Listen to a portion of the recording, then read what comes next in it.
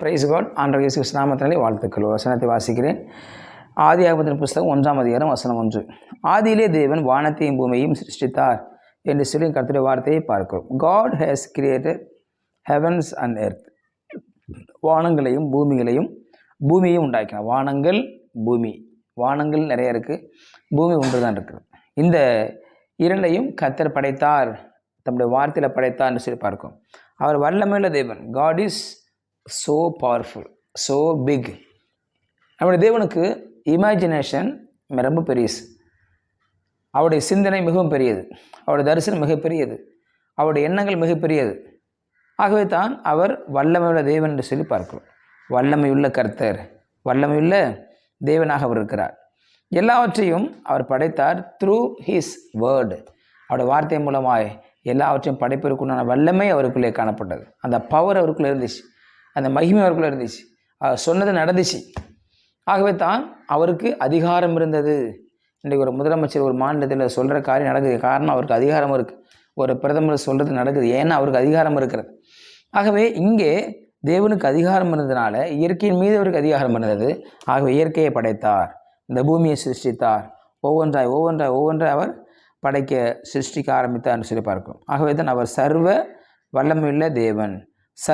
Saravana முழுவதுக்கும், whole world, சர்வத்துக்கும், சர்வம் அப்படின்னா முழு உலகத்துக்கும், முழு ஜனத்துக்கும், எல்லா ஜனத்துக்கும், எல்லா ஜாதியாக இருக்கும், எல்லா கோத்திரத்தாக இருக்கும்.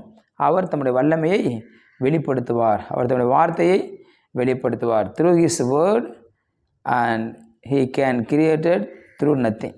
த்ரூ ஹிஸ் வேர்ட், அவருடைய வார்த்தையினால் மாத்திரமே God can created the heavens and earth through nothing, through his word only. வேறு ஒன்றும் கிடையாது. அவருடைய வார்த்தையினால தான் படைத்தார். வார்த்தை தான் உருவாக்கினது. அவருடைய வார்த்தை உருவாக்கும் தன்மை கொண்டது. அவருடைய வார்த்தை செயல்பாடாய் மாறிற்று. அவருடைய வார்த்தை செயல்பாடாய் செய்ய ஆரம்பித்தது. ஆகவே தான் அவருடைய வார்த்தைக்கு வல்லமை இருந்துச்சு. So he is powerful, his word is powerful. ஆகவே தான் நட்சத்திரங்களை படைத்தார், சூரியனை படைத்தார், சந்திரனை படைத்தார். இதெல்லாம் பார்க்கிற பொழுது அவருக்கு மிகவும் சந்தோஷமாய் தோன்றியது, நல்லது என கண்டார். ஆகவே அவர் God's imagination is so big. காரணம் அவருக்கு அப்படி பெரிய சிந்தனை இருந்ததுனால தான், இமேஜினேஷன் இருந்ததுனால தான் அவர் இந்த உலகத்தை படைக்க முடிந்தது. இல்லைன்னா அவர் வேறு ஏதோ ஒரு சின்ன ஒரு நாட்டு மட்டும் படித்து போயிருப்பார். ஆனால் அவருடைய தரிசனம் பெரியது, அவருடைய எண்ணங்கள் பெரிய. உலகம் முழுவதும் மக்களை உருவாக்கினார், உலகம் முழுவதும் மக்கள் சிருஷ்டிக்கப்பட்டார்கள், படைக்கப்பட்டார்கள். அவருடைய தேவைகளுக்கான வழிகளை சொல்லிக் கொடுத்தார். ஸோ ஆண்டவர் தம்முடைய சிந்தையில் மிகப்பெரிய ஒரு தரிசன பார்வையை அவர் வைத்திருந்தார். அந்த தரிசன பார்வை தான் இன்றைக்கு உங்களை என்ன இழுத்து சென்று ஓடுகிறதாக இருக்கிறது. தரிசன பார்வை. ஒரு மனுஷன் ஊழியம் செய்கிற பொழுது அந்த ஊழியக்காரர் மறித்த உடனே அந்த ஊழியம் மறித்து போய் விடக்கூடாது. அந்த ஊழியக்காரோட கூட சேர்ந்து அவர் தரிசனத்தையும் புதைச்சிடக்கூடாது. ஏன்னா அது தொடர்ந்து நடந்து கொண்டு போய் கொண்டு இருக்க வேண்டும். ஊழியம் என்பது தொடர்ந்து செய்யக்கூடிய ஒரு செயலாய் காணப்படுகிறது. ஆகவே தான் man created through something, but God has created nothing. ஒன்றுமில்லாமல் ஒன்றை உருவாக்குகிறவர் தேவன், ஏதோ ஒன்றை வைத்து கொண்டு உருவாக்குகிறவன் மனிதன் என்று சொல்லி நான் பார்க்கிறோம். ஆகவே அவருடைய இமேஜினேஷன் மிகப்பெருசு. நம்ம இன்னும் 5 வருஷத்துக்கு, 10 வருஷத்துக்கு, 30 வருஷத்துக்கு, நம்ம ஒரு 5 வருஷம் பிளான் தான் பண்ணுவோம். ஆண்டவரோ 30 வருஷத்துக்கு அப்புறம் நடக்கும், அல்லது 50 ஆண்டுகள் பிறகு என்ன நடக்கணும். அவர் அந்த சிந்தனையில் தான் அவர் போய் கொண்டு வர சொல்லி பார்க்கும். ஆகவே தான் அவருடைய திங்கிங் பெருசு, அவருடைய எண்ணங்கள் பெருசு, அவருடைய இமேஜினேஷன் பெரியது. ஆகவே எல்லாவற்றையும் அவர் மிகவும் நேர்த்தியாய் செய்து முடித்தார். வல்லமை விளங்க பண்ணினார். வார்த்தைகளுக்கு ஜீவனை கொடுத்தார். அந்த வார்த்தை மாமிசமாகி செயல்பட ஆரம்பித்தது. அவருடைய வார்த்தை பேசும் பொழுது அப்படியே உண்டானது.